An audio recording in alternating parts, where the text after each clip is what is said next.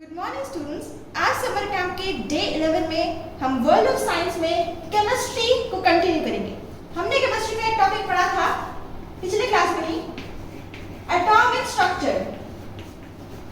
आज हम उसे ही कंटिन्यू करने वाले हैं। पहले मैं थोड़ा रिविजन दे देती हूँ पिछले क्लास का। हमने क्या क्या पढ़ा था इस इंसान के बारे में। कौन है ये इंसान? डाल्टन। हमने डाल्टन की एटॉमिक थ्योरी पढ़ी थी, जिसमें उन्होंने बोला था कि क्या एटॉम इनडिविजिबल है, एटॉम को तोड़ा नहीं जा सकता। एटॉम सबसे छोटी इकाई है हमारे मैटर की, smallest unit of matter atom है। ये हमने पढ़ा था। फिर हुआ cathode ray experiment. Cathode ray experiment किसने किया था? फैराडे ने। एक्सपेरिमेंट, इससे ये प्रूव किया गया कि ऐसा नहीं है, एटॉम के अंदर भी कुछ पार्टिकल्स है, कुछ चार्ज पार्टिकल्स है। कैथोड से जो पार्टिकल्स निकल रही है वो नेगेटिव होती है और वो उनको हम लोग बोलते हैं इलेक्ट्रॉन्स।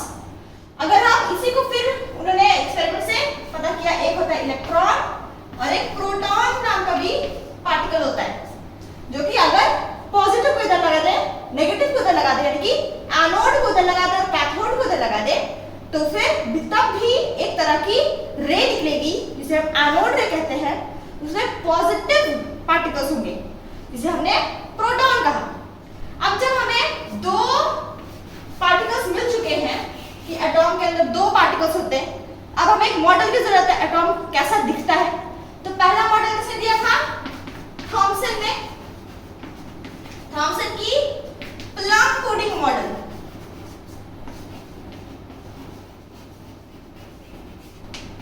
प्लम कोडिंग मॉडल ऐसी ही पूरा जो एटॉम है वो पॉजिटिवली चार्ज्ड है, यानी कि प्रोटॉन पूरे में ऐसे डिस्ट्रीब्यूटेड है। उसमें इलेक्ट्रॉन्स प्लम के पुडिंग की तरह एम्बेडेड है, यानी कि वाटरमेलन मॉडल किसे बोलते हैं। तो वाटरमेलन के सीड्स की तरह इलेक्ट्रॉन्स एम्बेडेड है एक पॉजिटिव होल में। तो ये मॉडल हमें कहता है कि एटॉम जो है उसका जो मास है वो यूनिफॉर्मली डिस्ट्रीब्यूटेड है। लेकिन इसी को डिसअप्रूव किया था हमारे अल्फा पार्टिकल स्कैटरिंग एक्सपेरिमेंट, जो कि किया गया था रदरफोर्ड ने किया था। अल्फा पार्टिकल स्कैटरिंग एक्सपेरिमेंट, जो किसने किया था? रदरफोर्ड ने।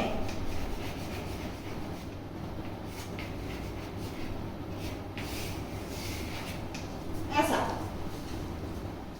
कि एक बॉक्स दिया गया था जिसमें अल्फा पार्टिकल्स निकलेंगे, एक होल दिया गया था जिसमें अल्फा पार्टिकल्स निकले, और गोल्ड फॉइल दिया गया था जिसमें अल्फा पार्टिकल्स स्ट्राइक किए।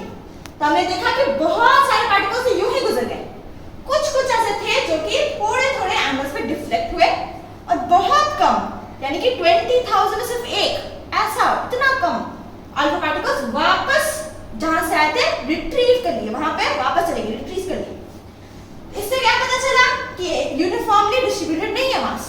मास एक बहुत छोटी जगह पे फिक्स्ड है, जिसे हम आज के जमाने में रदरफोर्ड ने कहा न्यूक्लियस। तो रदरफोर्ड ने मॉडल क्या दिया? इस तरह का मॉडल दिया।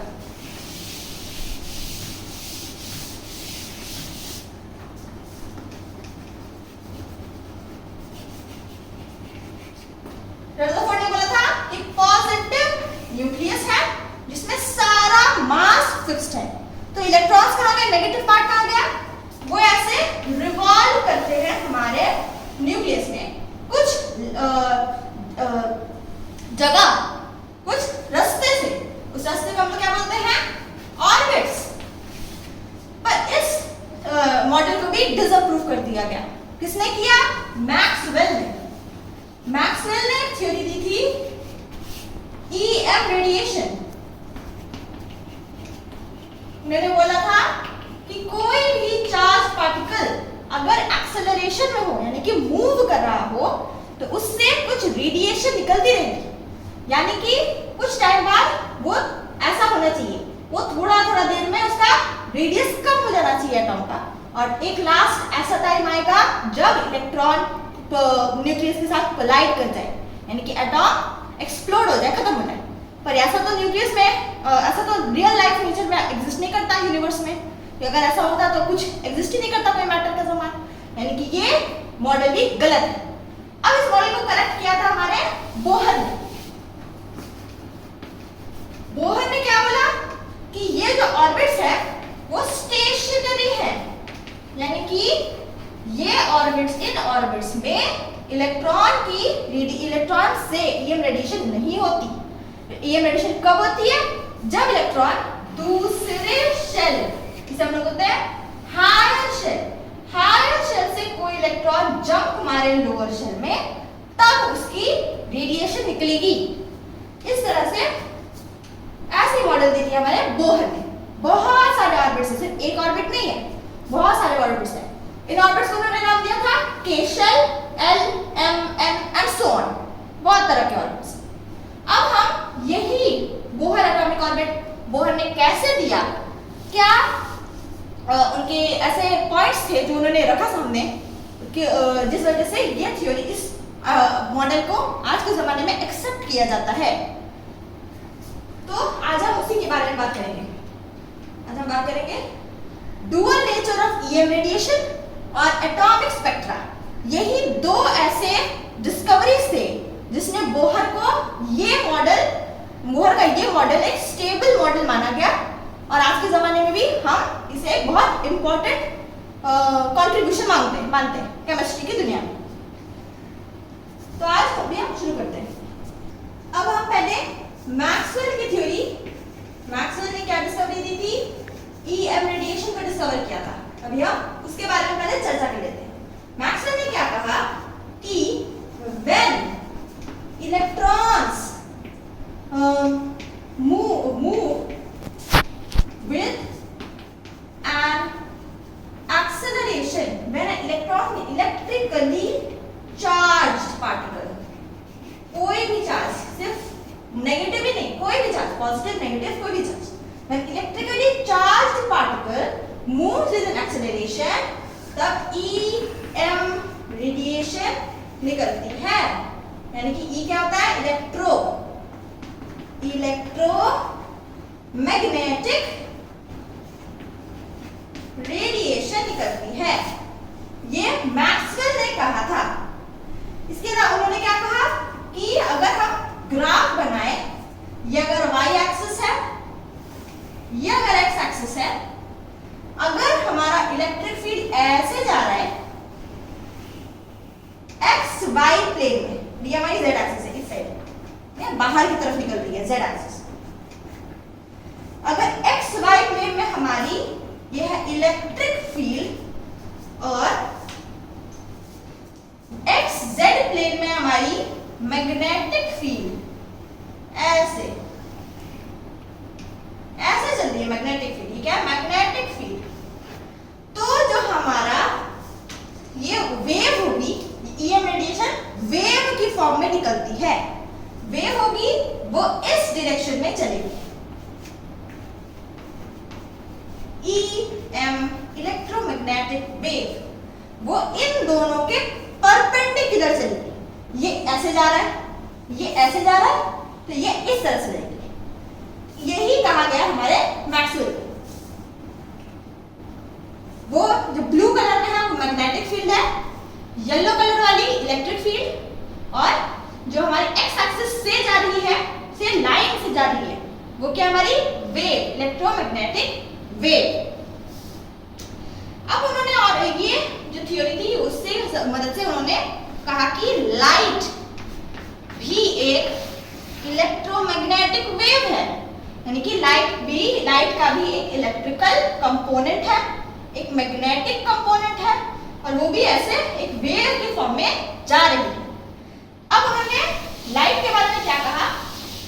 उन्होंने कहा कि जो हमारी लाइट है ये बहुत तरह के रेज से बनी है। उन्होंने कहा कि अगर मैं लाइट को तोड़ के देखूं तो सबसे पहले आएगा गामा रेस, उसके बाद आएगा एक्स रेस, उसके बाद आएगा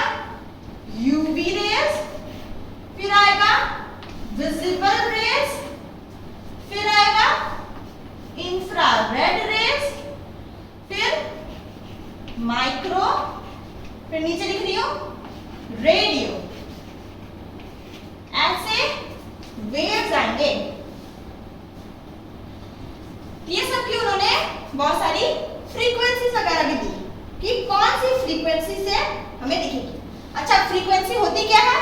अगर मैं एक वेव बना रही हूं, ये एक वेव है, ठीक है, तो ये पूरा एक वेव है, ये जो पूरा है वो एक वेव है।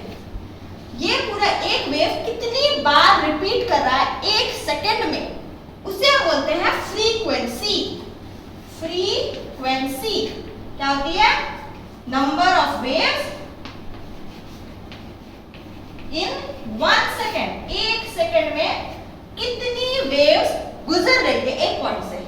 मान लो कि ये पॉइंट है, यहां से एक सेकंड में कितनी वेव्स गुजरी, उसे बोलेंगे फ्रीक्वेंसी। और ये जो एक वेव की जो डिस्टेंस है, कितना बड़ा है एक वेव, उसे हम लैम्डा यानी कि वेव लेंथ बोलते हैं, वेव की लेंथ। तो इसी हिसाब से हमारे मैक्सवेल ने तरह तरह के फ्रीक्वेंसीज वगैरह दिए। ये सारी रेज की सबसे ज्यादा जो हमारी फ्रीक्वेंसी है वो गामा रेज की मैक्सिमम फ्रीक्वेंसी है, ठीक है, about 10 to the power of 24। इसको हर्ट्ज बोलते हैं फ्रीक्वेंसी की। जैसे कि मीटर में, जैसे कि लेंथ की मीटर होती है, तो फ्रीक्वेंसी की यूनिट क्या है? हर्ट्ज।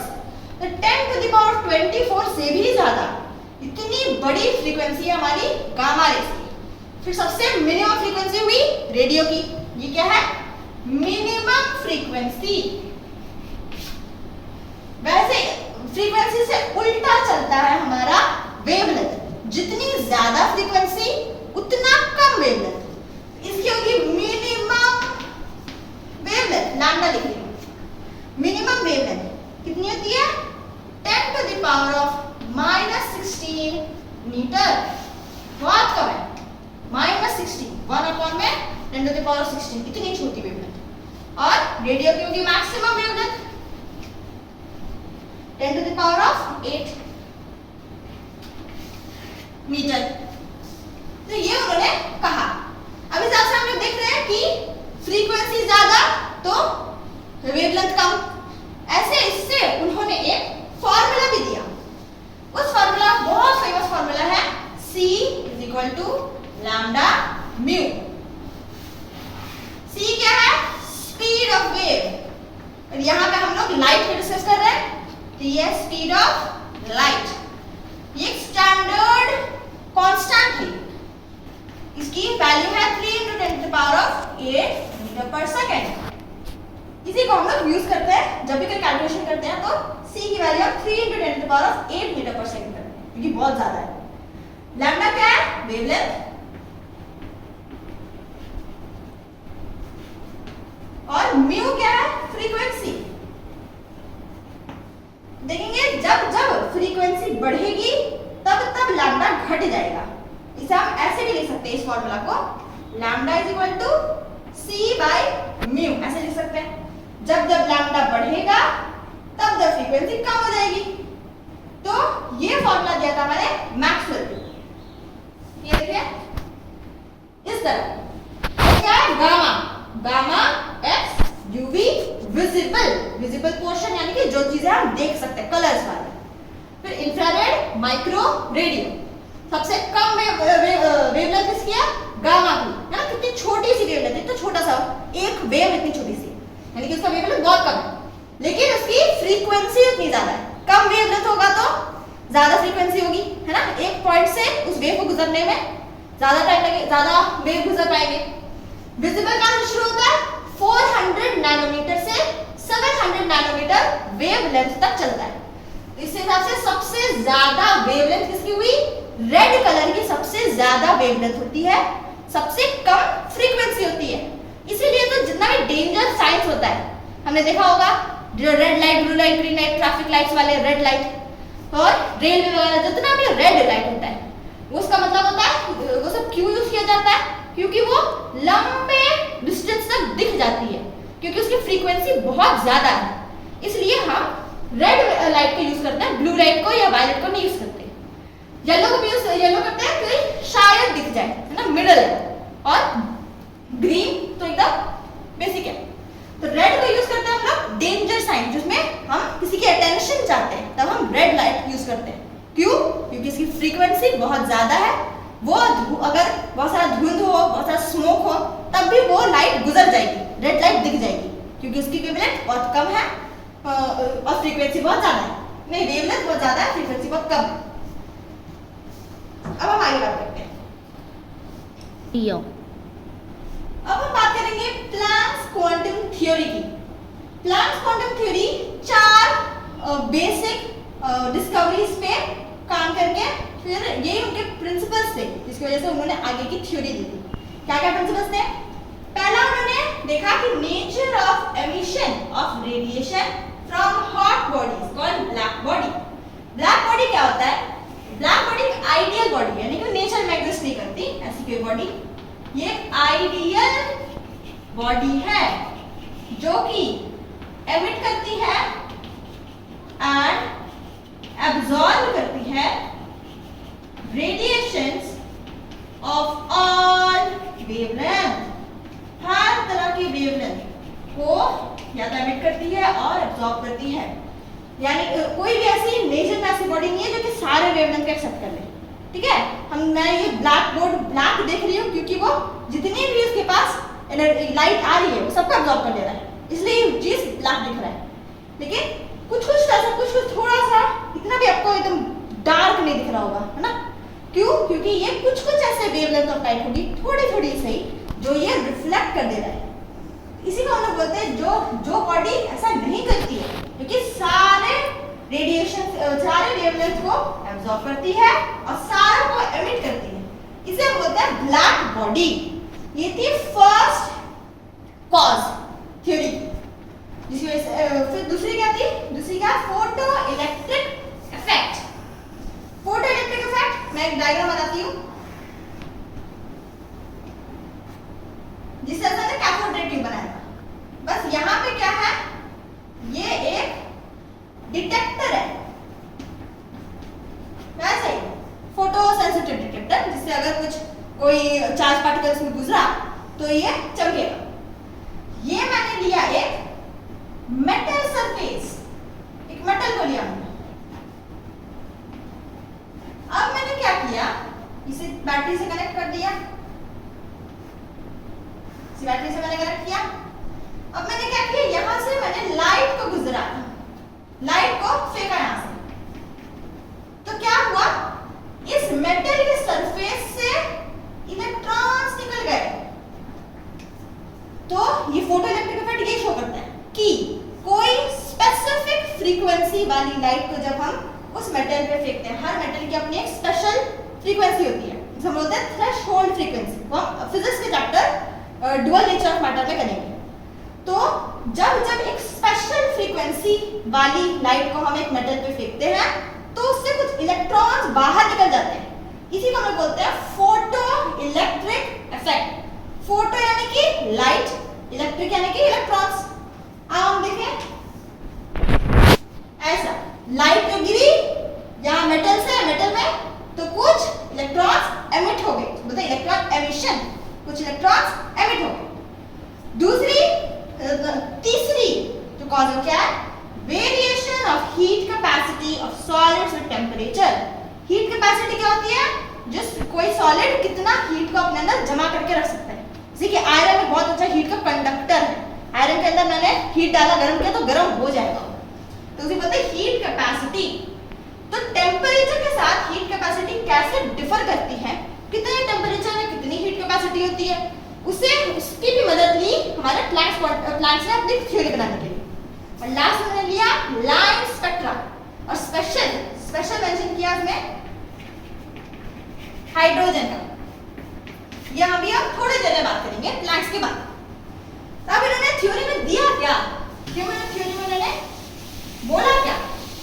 थ्योरी में प्लैंक्स ने कहा कि हर एक वेव जो है हमारे ईएम वेव, वो बनी है बहुत सारे पार्टिकल्स से।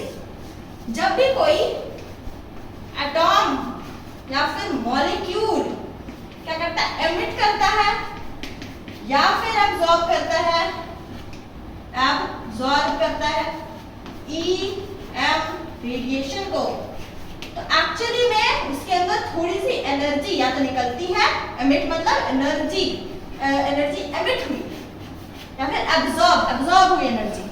तो ये कुछ तरह की एनर्जी एटॉम लेता है या फिर देता है। उस एनर्जी को हम क्या कहते हैं, क्वांटा। सबसे छोटी वाली को स्मॉलेस्ट क्या है, क्वांटम,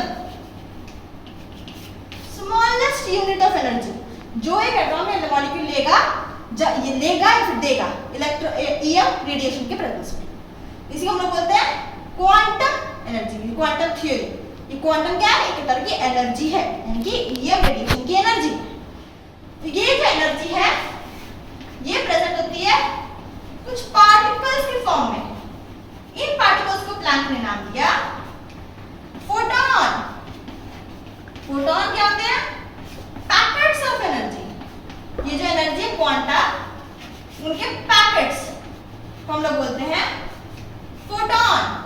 यानी कि फोटो इलेक्ट्रिक इफेक्ट में जब एक मेटल से जो चीज बाहर निकल रही है वो फ्री इलेक्ट्रॉन्स नहीं है, जो चीज बाहर निकल रही है लाइट की प्रेजेंस में वो है फोटॉन।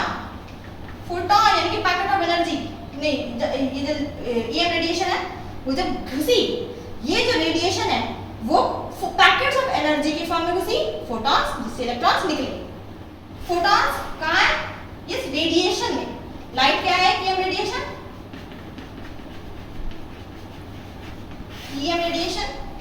इस रेडिएशन में मेनली कुछ पार्टिकल्स हैं जिन्हें बोलते हैं फोटॉन, जो जब इलेक्ट्रॉन से टकराए तब इलेक्ट्रॉन्स बाहर निकले।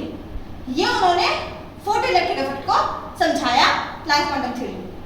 प्लैंक ने एक फॉर्मूला भी दिया, E = H म्यू। यहाँ पे E क्या है, energy, energy of photon. H क्या है, प्लैंक्स कांस्टेंट, कांस्टेंट। इसकी वैल्यू होती है 6.63 into 10⁻⁻34 जूल सेकेंड। ये प्लैंक्स कांस्टेंट की वैल्यू। और म्यू क्या है, frequency, frequency of radiation, EM radiation. तो ये था प्लैंक्स कांस्टेंट, प्लैंक्स थ्योरी। अब हम बात करेंगे dual nature of EM radiation की।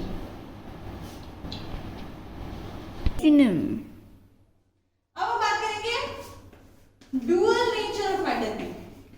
हमने क्या देखा, डुअल नेचर ऑफ मैटर, या फिर इसे हम dual nature of EM radiation भी कहते हैं, इलेक्ट्रोमैग्नेटिक रेडिएशन।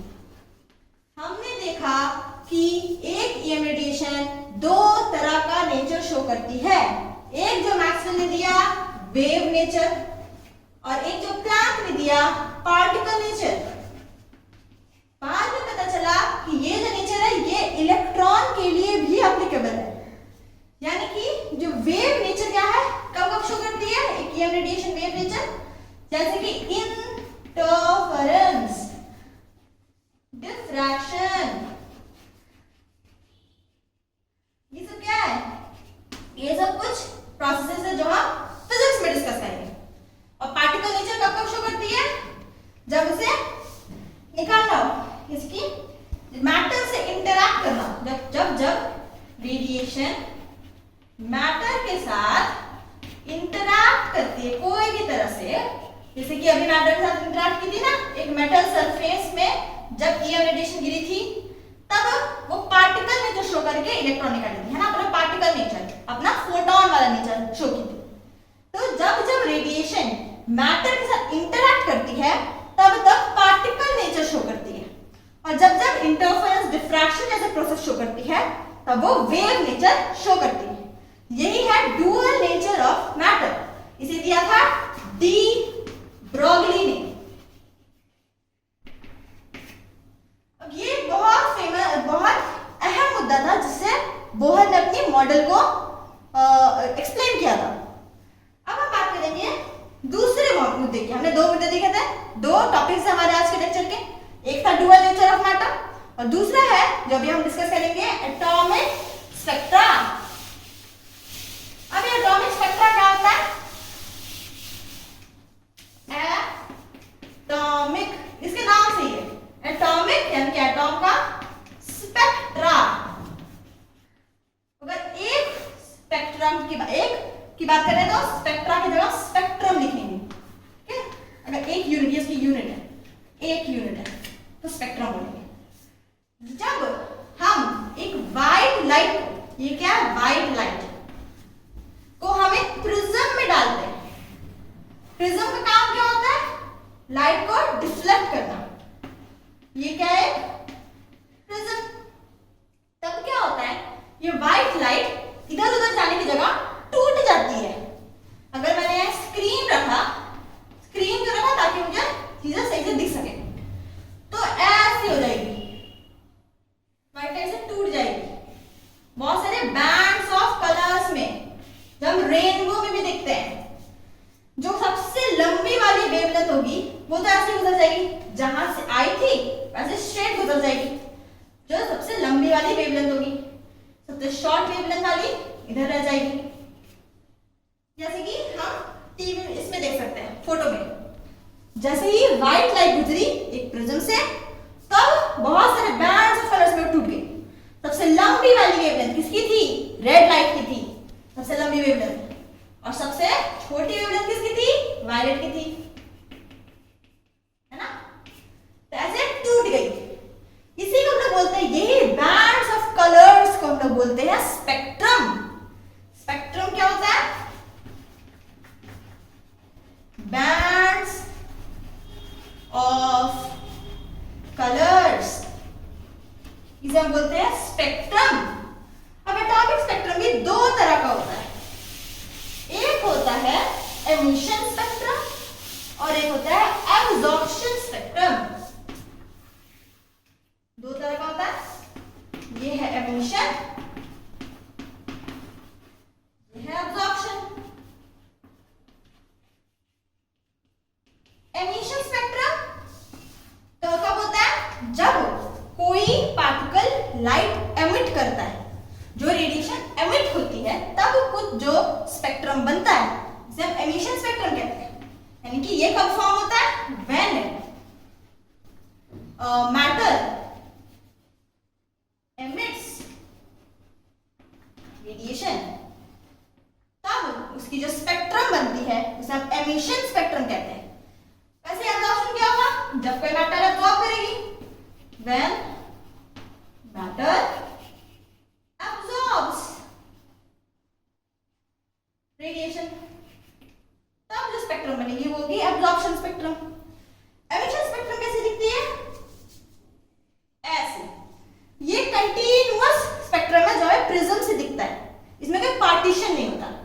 जब हम कोई हॉट गैस को प्रिज्म से ये करते हैं, एक्सप्लेन करते हैं, तो हॉट का काम क्या होता है? हमने बोला हॉट बॉडीज एमिट करती है चीजें, है ना, ब्लैक बॉडी। तो हॉट बॉडी करती है, एमिट करती है रेडिएशन को, तब इस तरह का स्पेक्ट्रम बनता है, इसे बोलते हैं emission line spectrum. Emission spectrum lines की फॉर्म में होता है, इसीलिए इसे हम बोलते हैं line spectrum.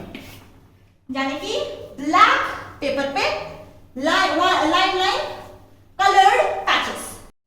Emission line spectrum यानी कि ब्लैक स्पेसेस में लाइंस बनना, यानी कि जब एक स्पेक्ट्रम से पड़ेगा इसे लाइंस बन जाएंगी और उनमें बड़े बड़े ब्लैक स्पेसेस होंगे, जैसे कि आप फोटो में देख सकते हैं। जब एक कोल्ड बॉडी प्रिज्म से पास करें, कोल्ड गैस क्या करता है? एब्जॉर्ब करता है। ये कोल्ड गैस एक फीचर है।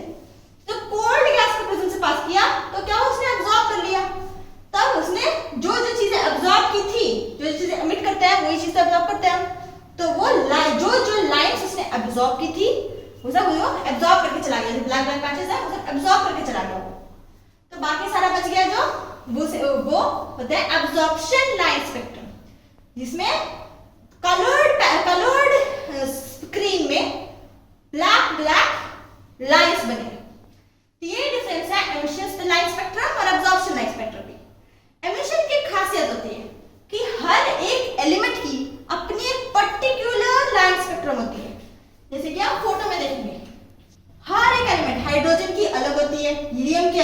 नियॉन के अलग, सोडियम के अलग, हर एक चीज की अलग अलग होती है। इसी से हमें आसानी होती है कोई एलिमेंट को पहचानने में कि वो कौन सा एलिमेंट निकला। केमिकल एनालिसिस में ये चीज बहुत ज्यादा इंपॉर्टेंट है, बहुत ज्यादा फेमस है। अब हम बात करेंगे हाइड्रोजन की। ये है हाइड्रोजन का स्पेक्ट्रम। इसे अब हम ये स्पेशल इंपॉर्टेंस है, हम यूज करते हैं अपने स्टडीज में हाइड्रोजन स्पेक्ट्रम, क्योंकि ये बहुत छोटा, बहुत बेसिक्स है, सिर्फ एक इलेक्ट्रॉन और एक प्रोटॉन, इसमें न्यूट्रॉन नहीं है।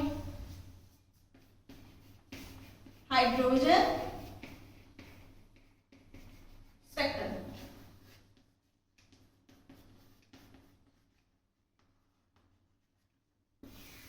हम एमिशन लाइन स्पेक्ट्रम की बात करेंगे।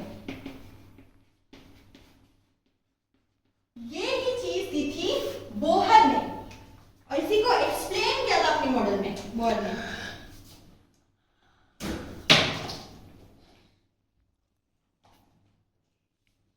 स्पेक्ट्रम को और क्या बोलते हैं? Atomic spectrum. ये चीज किसने एक्सप्लेन की थी? हमारे बोहर ने अपने मॉडल में। उन्होंने कहा था कि जो हमारी हाइड्रोजन की एटॉम है उसमें सिर्फ एक ऑर्बिट नहीं है, क्यों सिर्फ एक इलेक्ट्रॉन है, इसका मतलब ये नहीं है कि सिर्फ एक ही ऑर्बिट है, उसमें इनफाइनाइट ऑर्बिट्स हो सकते हैं। हर एक एटॉम में इनफाइनाइट ऑर्बिट्स होते हैं, जिसकी वजह से वो स्पेक्ट्रम्स को शो करता है। तो इसको हम निकालेंगे कैसे कि जब हम हाइड्रोजन के मॉलिक्यूल्स में क्या डालेंगे? इलेक्ट्रिसिटी, इलेक्ट्रिक डिस्चार्ज डालेंगे तो ये टूट जाएगा, H प्लस और H और H में, ये तो क्या है? एटॉम्स। अब जब इसको हम क्या करेंगे, इसमें जब हम एनर्जी डालेंगे तो क्या हो जाएगा? एटॉम्स में एनर्जी आ जाएगी।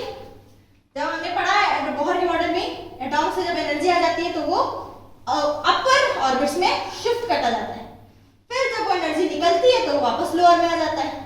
ठीक है, इसको बोलते हैं एनर्जाइज्ड इलेक्ट्रॉन। जब एनर्जी, इलेक्ट्रॉन में एनर्जी आ जाती है उसे हम बोलेंगे एनर्जाइज्ड इलेक्ट्रॉन। इसी हिसाब से अब उन्होंने बहुत तरह के स्पेक्ट्रम को एक्सप्लेन किया, लाइन इसके स्पेक्ट्रम को एक्सप्लेन किया हाइड्रोजन के। उन्होंने बोला ये जो हमारे लाइन स्पेक्ट्रम है, इसे हम हाइड्रोजन के लाइन स्पेक्ट्रम है, इसे हम बहुत तरह के सीरीज में बांट सकते हैं। इन सबसे पहली सीरीज है लाइमन सीरीज। इसमें जो N1 है, N1 क्या होता है? ग्राउंड स्टेट, यानी कि जिसमें इलेक्ट्रॉन आके रुक जाएगा, lowest state of electron. Lyman series की लोएस्ट स्टेट है 1, और वो कहां से आ सकता है? वो 2 से भी आ सकता है, वो 3 से भी आ सकता है, वो 4, 5, 6 इंफिनिटी तक कोई भी ऑर्बिट से वो 1 में आ जाए, तब जो स्पेक्ट्रम, जो रेडिएशन निकलेगी वो लाइमन सीरीज की रेडिएशन होगी। और वो कौन सी रेडिएशन होगी? वो यूवी रेडिएशन होगी।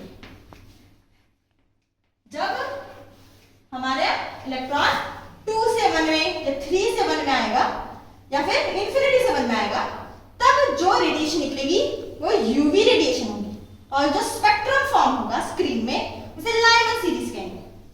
फिर आता है हमारा बाल्मर सीरीज।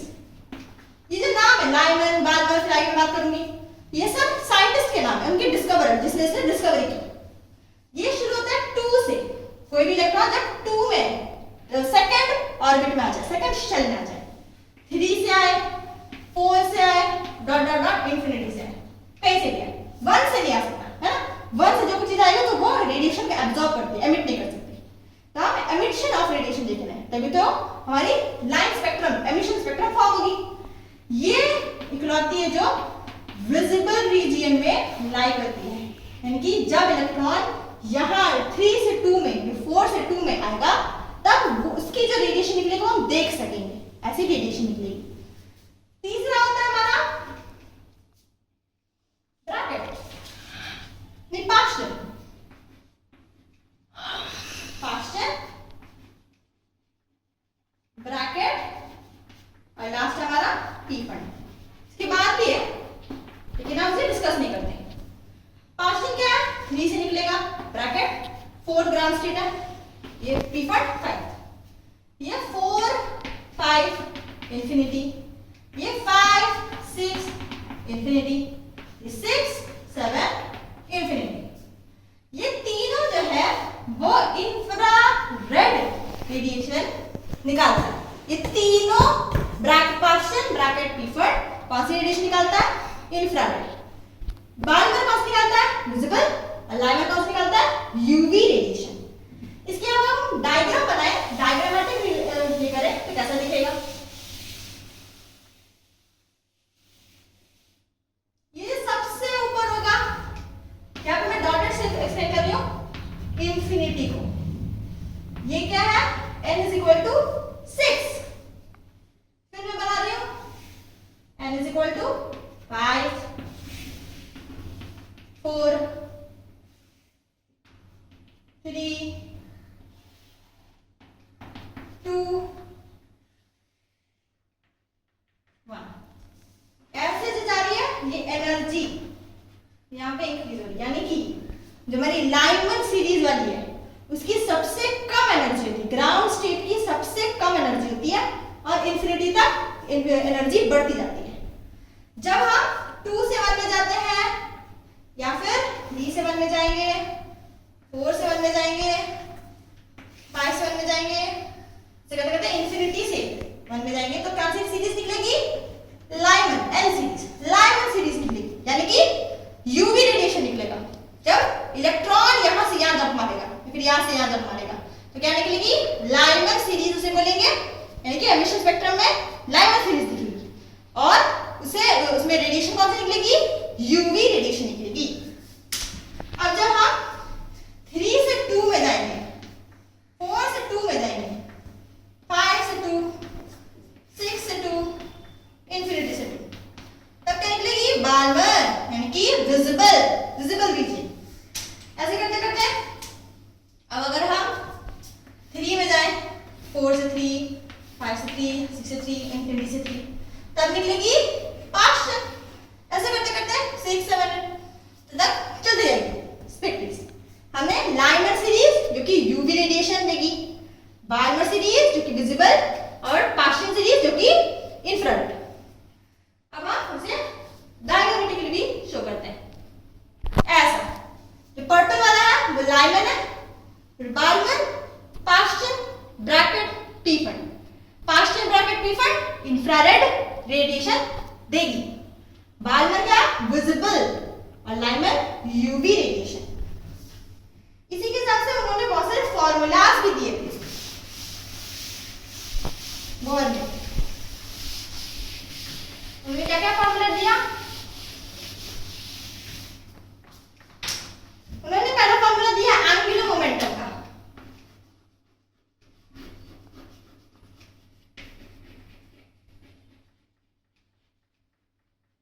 क्या है? mvr is equal to nh by 2 pi। m क्या है? Mass of electron, velocity of electron, radius of the orbit. n क्या है हमारा? n है नंबर ऑफ ऑर्बिट। इसे हम प्रिंसिपल क्वांटम नंबर बोलते हैं, प्रिंसिपल क्वांटम नंबर। h हमारा प्लैंक्स कांस्टेंट और 2 पाई। रेडियस उन्होंने दिया, क्या दिया? a not n square by z। a not क्या है?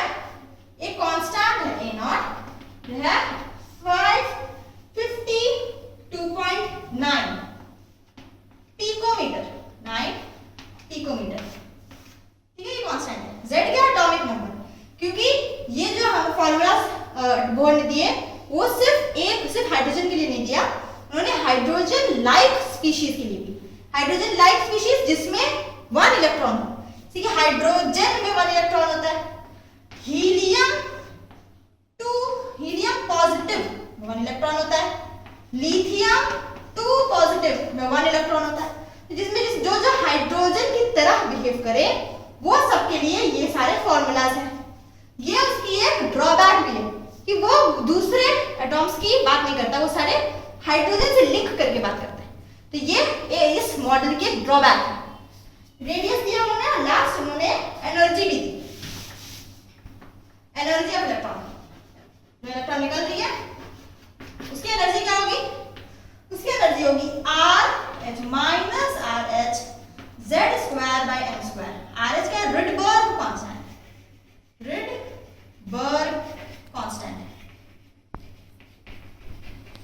Z क्या है? हमारा एटॉमिक नंबर, और m क्या है? नंबर ऑफ ऑर्बिट यानी कि प्रिंसिपल क्वांटम नंबर।